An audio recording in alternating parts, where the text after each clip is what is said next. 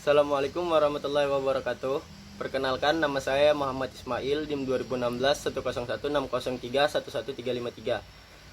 Saya akan mempresentasikan hasil analisis saya tentang aspek-aspek studi kelayakan bisnis dari dua prospektus bisnis yang saya pilih. Sebelum saya menjelaskan tentang hasil analisis saya, terlebih dahulu saya akan menjelaskan apa itu studi kelayakan bisnis. Yang pertama, saya akan menjelaskan pengertian dari studi kelayakan bisnis menurut Kashmir dan Ja'far. Studi kelayakan bisnis adalah suatu kegiatan yang mempelajari secara mendalam tentang suatu kegiatan atau usaha yang akan dijalani untuk menentukan layak atau tidaknya suatu bisnis tersebut dijalankan. Adapun tujuan dari diadakannya studi kelayakan bisnis adalah seperti yang dikemukakan oleh Kashmir dan Ja'far, yaitu ada 5. Yang pertama, menghindari risiko kerugian.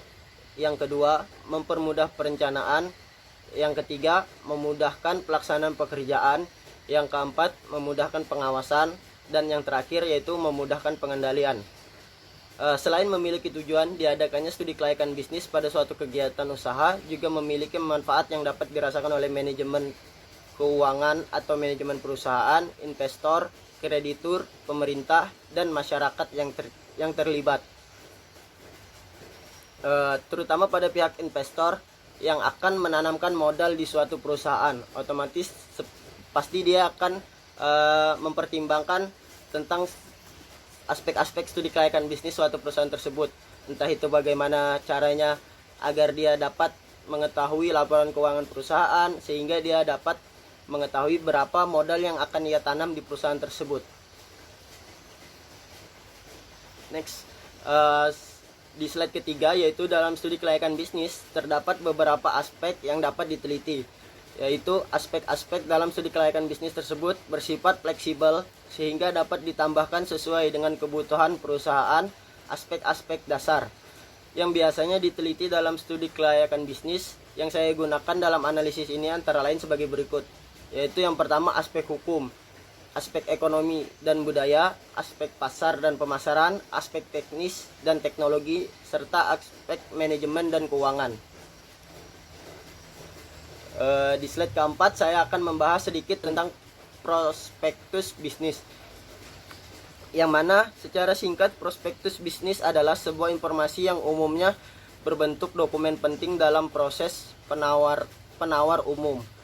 Baik saham maupun obligasi. Dalam prospektus perusahaan terdapat banyak informasi yang berhubungan dengan keadaan perusahaan yang melakukan penawaran umum.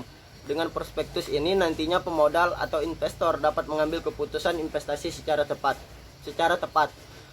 Prospektus yang baik diharuskan mengandung informasi-informasi penting yang berkaitan dengan investasi. Setidaknya berikut adalah beberapa contoh informasi penting, yaitu yang pertama, jumlah saham yang ditawarkan. Selanjutnya, nominal saham dan harga penawaran, bidang usaha, riwayat singkat perusahaan, tujuan go public, kegiatan dan prospek usaha, risiko usaha, kebijakan dividen, kinerja keuangan, dan agen-agen penjual. Di slide kelima, selanjutnya saya akan menjelaskan hasil analisis tentang aspek analisis studi kelayakan bisnis pada prospektus bisnis. Slide yang keenam, saya akan memilih prospektus bisnis dari produk Beauty Lock and Nutrisi, yang mana kedua perusahaan ini bergerak di bidang kecantikan. Beauty Lock terkait dengan perawatan baik secara medis dan non medis, sedangkan Nutrisi bergerak di bidang skincare seperti serum pemanjang dan pelentik bulu mata, sampo, hand and body, dan lain-lain. Di slide ketujuh, yang pertama dari aspek hukum. Aspek hukum dalam studi kelayakan bisnis yang menyangkut pada semua hal terkait legalitas rencana bisnis yang hendak dilakukan oleh perusahaan. Dari yang saya dapatkan, aspek hukum yang diberikan oleh prospektus bisnis dari kedua produk ini sama-sama menampilkan bentuk perusahaan yang menaungi, yaitu berbentuk perseroan terbatas atau PT, yang mana PT Produk Nutrisi di bawah PT Naura Global Indonesia, sedangkan Produk Beauty Lock di bawah naungan PT Beauty Lock Gemilang Indonesia, yang mana aspek hukum ini juga berkaitan dengan ketentuan-ketentuan hukum yang dapat meliputi izin lokasi, akte pendirian perusahaan dari notaris, serta nomor pokok wajib pajak atau NPWP. Aspek selanjutnya ialah aspek ekonomi dan budaya, yang mana dalam studi kelayakan bisnis menyangkut pada dampak suatu badan usaha untuk masyarakat sekitar. Yang pertama dari produk nutrisi di bawah naungan PT Naura Global Indonesia. Dari segi ekonomi, untuk menjawab apakah bisnis ini mampu menaikkan atau justru menurunkan rata-rata pendapatan per kapita di wilayah setempat, maka nutrisi berdiri dan memproduksi produk industri kecantikan dan komestik yang di dalamnya berdiri dan memproduksi produk-produk make up, skincare, yang mana minat masyarakat terhadap produk-produk perawatan diri atau kecantikan tersebut menunjukkan tren peningkatan di setiap tahunnya. Kemudian slide yang ke-11, sedangkan dari Beauty Luck yang bergerak di bidang perawatan kecantikan melihat potensi yang ada saat ini kini tidak hanya menyasar kaum wanita tetapi juga kaum pria. Selain itu, Beauty Luck juga melihat pertumbuhan bisnis perawatan kecantikan mengambil dari data Euromonitor Internasional mengatakan bahwa untuk pasar skincare, Indonesia memiliki total pasar lebih dari 2 miliar US dollar di tahun 2019, di mana indikator tersebut merupakan total pasar yang sangat besar untuk wilayah pemasaran di Indonesia. Next di slide ke-12, dari segi budaya, penelitian dalam studi kelayakan bisnis, saya akan menjawab bagaimana dampak keberadaan sebuah bisnis terhadap adat istiadat di wilayah setempat. Dari analisis yang ada, kedua perusahaan dan produk yang diproduksi dalam informasi pada kedua prospektus ini tidak menjelaskan terkait dampak keberadaan bisnis terhadap adat istiadat, namun terjadi dampak pada budaya terkait dengan budaya masyarakat, di mana kebutuhan akan kecantikan menjadi wajib bagi kaum wanita pada saat ini. Perawatan kecantikan bukan hanya untuk kaum wanita, tetapi kaum pria juga. Di slide yang ke-13, yaitu aspek pasar dan pemasaran dalam studi kelayakan bisnis, menyangkut pada pertanyaan apakah ada peluang pasar untuk produk yang akan dihasilkan oleh sebuah perusahaan. Aspek pasar dan pemasaran dapat dilihat melalui hal-hal berikut. Pertama, yaitu potensi pasar yang merupakan potensi potensial. Jumlah ini diketahui melalui proses mengukur dan meramal permintaan dan penawaran berdasarkan produk sejenis yang telah ada saat ini. Daya beli masyarakat dapat memperhitungkan perkembangan atau pertumbuhan penduduk. Kemudian segmentasi target dan posisi pada produk di pasar. Situasi persaingan di lingkungan industri, sikap, perilaku, dan kepuasan konsumen terhadap produk sejenis saat ini, dan manajemen pemasaran. Terdiri atas analisis persaingan dan bauran pemasaran.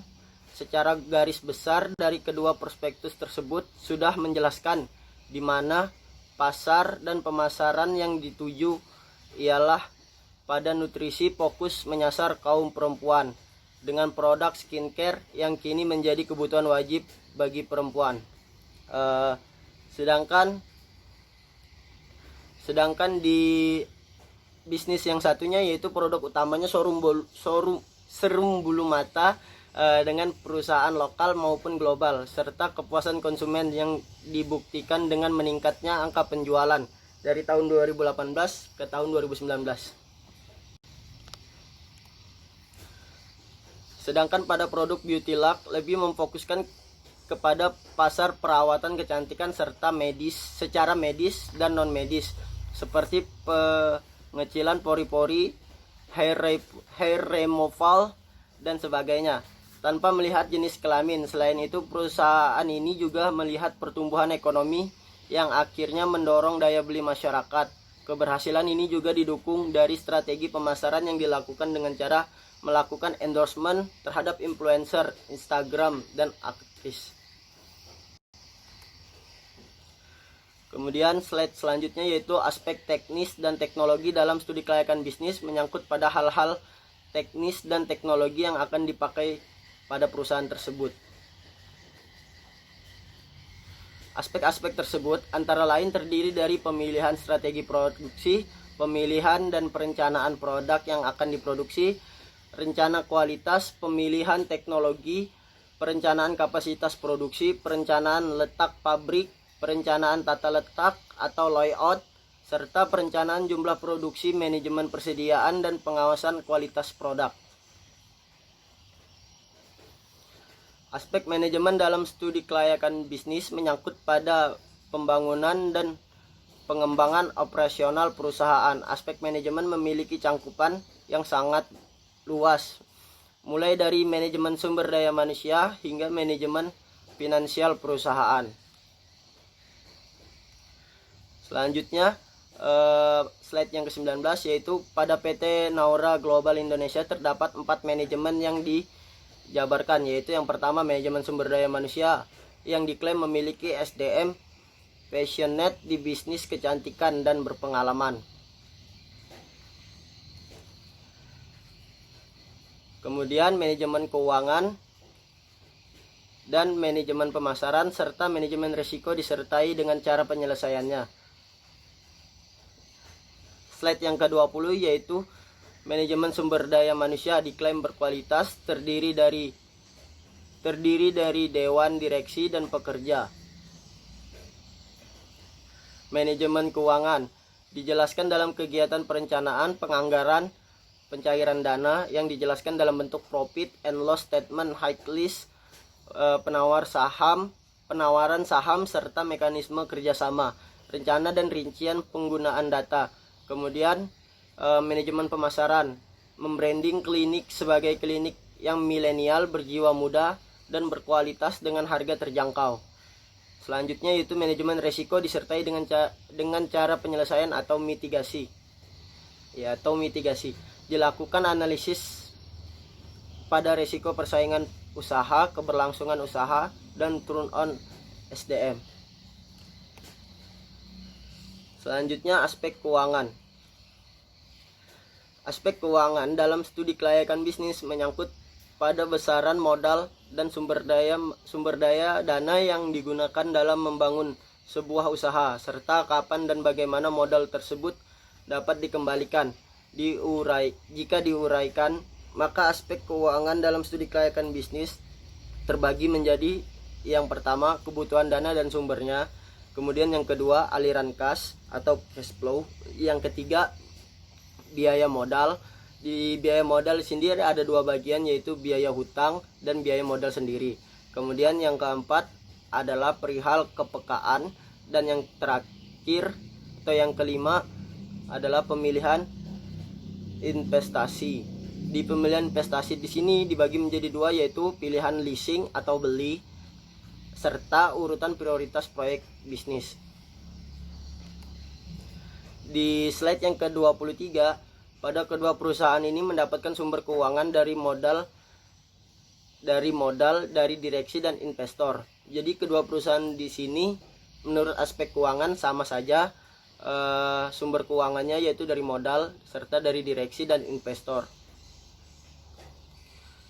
Next, slide yang ke-24, pada besaran modal dan sumber dana yang akan digunakan dalam membangun sebuah usaha, serta kapan dan bagaimana modal tersebut dapat dikembalikan, dan yang dijelaskan dalam bentuk TPC atau Total Product Cost, penawaran saham serta mekanisme kerjasama, rincian dan rencana penggunaan produk. Kemudian di slide selanjutnya, pada slide yang ke-26, pada PT Beauty Luck Gemilang Indonesia, aspek keuangan dijelaskan dalam bentuk profit dan loss statement, high list, penawaran saham serta mekanisme kerjasama, rencana dan rincian penggunaan dana. Kemudian yang slide terakhir yaitu penutup, dimana hasil analisis saya di sini untuk menunjang nilai ujian akhir semester di mata kuliah studi kelayakan bisnis. Sekian dan terima kasih atas perhatiannya. Kurang lebihnya saya mohon dimaafkan. Untuk hal-hal yang kurang jelas serta masukan tetap dapat saya butuhkan. Silahkan dikomentari hasil analisis saya di sini di kolom komentar yang akan disediakan nanti. Wassalamualaikum warahmatullahi wabarakatuh.